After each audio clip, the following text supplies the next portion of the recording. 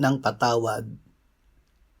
Siya ay tumitingin sa mga tao at kung sabihin ng sino man, ako'y nagkasala at binaluktot ko ang matuwid at hindi ako pinakinabangan, ay ililigtas niya ang kanyang kaluluwa sa pagpunta sa hukay at ang kanyang buhay ay makakakita ng liwanag.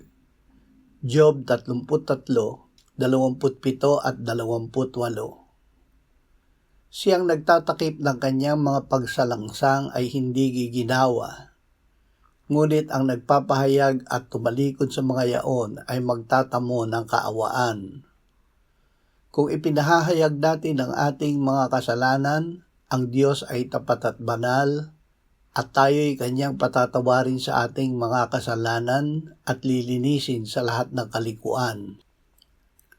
Ama, salamat sa iyong pagpapatawad sa amin. Dahil sa iyong awa ay iniligtas mo kami mula sa kadiliman at inilipat sa kaharian ng iyong anak. Sa pamamagitan niya ay mamumuhay kami sa ilalim ng iyong paghahari at katuwiran. Amen.